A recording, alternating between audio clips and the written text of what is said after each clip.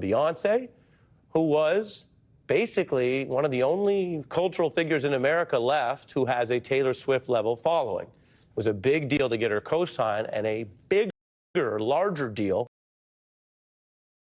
to get her doing that rally this weekend. The Houston singer is known for her singing, for her dancing, for her R&B, for her lyrics, and even for her recent dabbling into the country space. She is known and beloved by many voting Americans, many people who are more into music than politics, and she told her followers very clearly with Harris that voting is a powerful tool.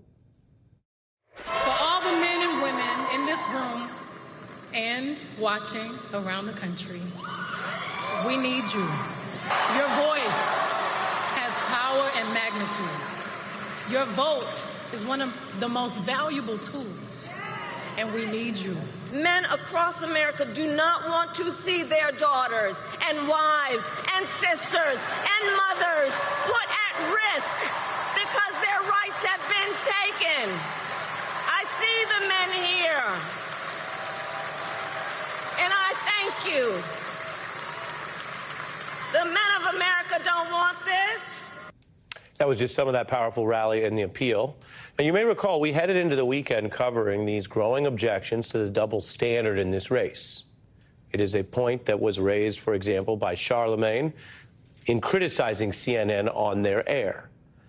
This narrative where Kamala Harris is pressed on policy details or word choice or her precise distinctions of what she would do differently from the Biden first term, which are, of course, fair questions. We've asked some of them in reasonable ways, but that is put on par or on balance with Trump just blatantly vowing to abuse power, to gut the DOJ, cancel his own planned trial, deploy military force inside the U.S., prosecute critics, target American citizens as, quote, enemies, deride America as a, quote, trash heap, threaten the free press, and do all this while hosting blatantly racist, demonizing events, including this almost ineffable rally last night as part of his closing message. Now, we're going to get to that rally in a way, although I won't be airing parts of it on this program. But it was that contrast, which I think is front of mind for many people, which Michelle Obama really laid into at her Harris rally. So I hope you'll forgive me if I'm a little frustrated that some of us are choosing to ignore Donald Trump's gross incompetence while asking Kamala to dazzle us at every turn. I hope that you'll forgive me if I'm a little angry that we are indifferent to his erratic behavior, his obvious mental decline, his history as a convicted felon, a known slumlord, a predator found liable for sexual abuse, all of this, while we pick apart Kamala's answers from interviews that he doesn't even have the courage to do. Michelle Obama taking what many people have articulated and described as that double standard and using it for fuel, turning it into a rallying cry. And by the way, that's what the political right has done in this country for many decades. Fairly or not, supported by evidence or not, they have waged a simultaneous war of working the refs, attacking the press, and then using that to energize their side. Interesting to hear Michelle Obama do it in her own way. Now, this brings us to Trump's Sunday night rally in New York City's Madison Square Garden. The campaign billed it, pitched it as some kind of, quote, closing message, but it didn't go well, and it has the Trump campaign reeling in various ways because of the blowback over racist, hateful, sexual, and demeaning remarks by a whole range of speakers. Now, I'm going to tell you what we have deemed newsworthy about this, but we are not going to be airing much from the rally on this newscast. And I'll tell you the reason. We try to be transparent. Much of what happened on that rally, especially with the warm-up speakers, and there were many of them, simply does not meet our standards. I will report on some parts of it so you understand exactly what happened if you didn't happen to catch the rally over the weekend. Maybe you were busy living life on Sunday night. I will start with Tony Hinchcliffe, who offered what he billed as jokes, but were claims about how he says Latinos have sex, how he dubbed Puerto Rico a floating island of garbage, as the Times put it, how he made a racist reference to black people and watermelon. That speaker alone driving an absolute onslaught of bad press and headlines. And, of course, that not only looks bad, it distracts from what the campaign said was their closing message.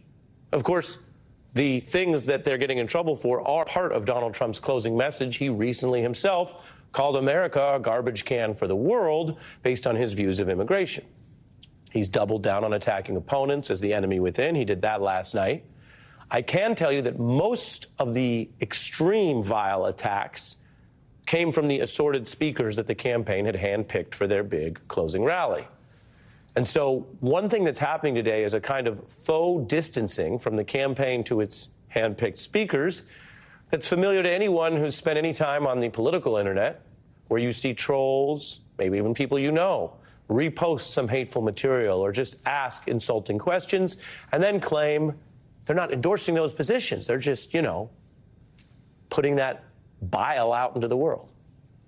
Now, I will summarize, according to reports, some of what we heard without re-airing it. One of those warm-up speakers literally called Harris the Antichrist, another the devil, another saying she had pimp handlers, as a New York Times account summarized, another claiming Democrats are degenerates, lowlives, Jew haters. Every one of them is that quote. That's a claim that would actually be arguable defamation if you named specific people. Most American Jews are registered Democrats. Kamala Harris is married to a Jewish American Democrat, if you want to get into it. But fact-checking this kind of lying venom only takes you so far. The New York Times lead reported that this closing rally, which would have shocked anyone a couple decades back in American life, was a, quote, vivid and at times racist display of the dark energy animating the MAGA movement. Now, as for the campaigning around all this, there are times where Kamala Harris has tried to transcend or glide past the so-called Trump show to make sure she's pushing her own message. There are other times where she's drawn attention to Donald Trump's extremism and hate, saying take him seriously to voters. That's what she did at their one and only debate, baiting him into certain topics that relate to his conduct that she wanted to draw attention to. And we can tell you with the fallout from this rally today, Harris took that second path, arguing that Trump's extreme rally, with the personal grievances and the hate and the vile speakers, actually confirms one of her core critiques of why she says he is unfit to lead. Donald Trump's event in Madison Square Garden really highlighted a point that I've been making throughout this campaign. He is focused and actually fixated on his grievances, on himself, and on dividing our country. It is absolutely something that is intended to and is fanning the fuel of trying to divide our country. That fuel to divide us. Well, fuel can power any number of reactions. One of the most popular artists on the planet, Puerto Rican star Bad Bunny, he responded to last night's attack that I just told you about by sending out a new Harris video to his 46 million followers online. Many of them live in the continental United States. They can vote right now, in a legal contrast to the island population. And the comparison was stark to Harris campaigning Sunday at a Puerto Rican restaurant in Pennsylvania, which boasts a voting population of about 500,000 people of Puerto Rican descent. So now you know a bit about what that rally was like without having to rehear every claim, attack, and supposed joke that was peddled. All right. Now, on the politics of it all, the messaging and the PR of the Trump show, there are people who ask whether every Trump scandal is still a kind of gambit for attention that works in his favor. Is this that? He certainly got attention for the rally.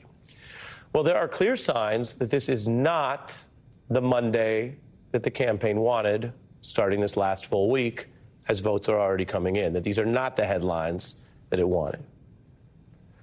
Remember, Donald Trump leads a kind of political style which never apologizes, never walks away from a fight, no matter what he and his team are accused of, including a literal insurrection. That's their mood. We know that by now. But here's something you might not have heard yet, depending on how closely you followed the news or your phone today. The Trump campaign has taken the rare step for them of trying to run away from the very speakers it booked for that big rally last night. A campaign aide going on record to now say the line calling Puerto Rico an island of trash, quote, does not reflect the views of President Trump or the campaign. Except that it does.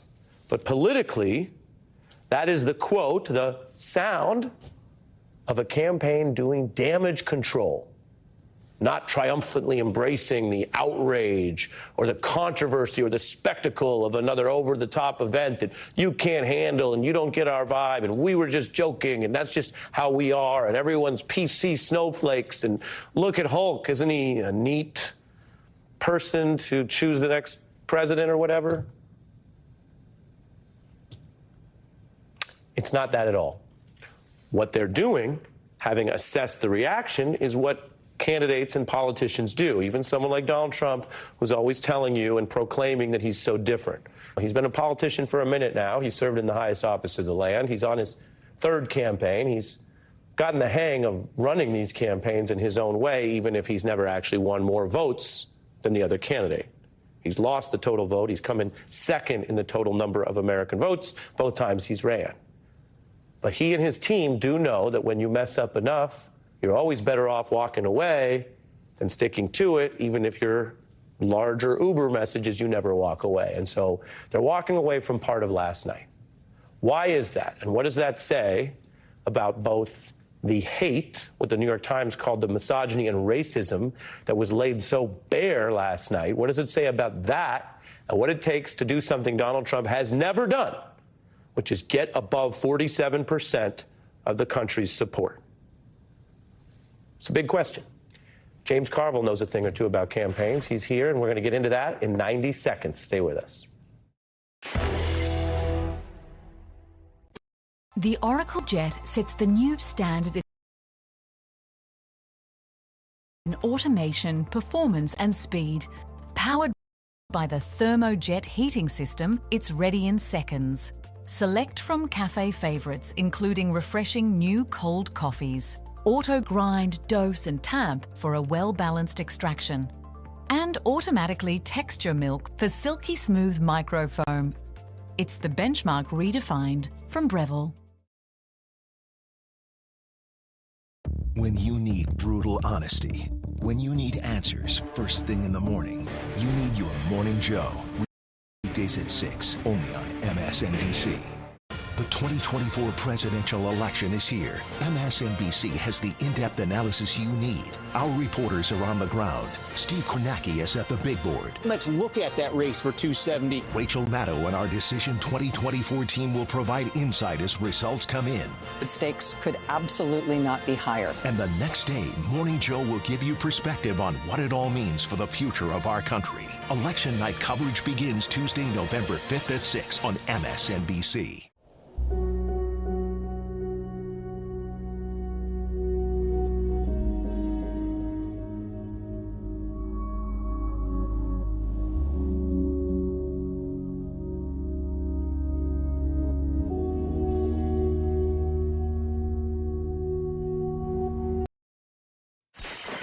My opponent spends full time talking about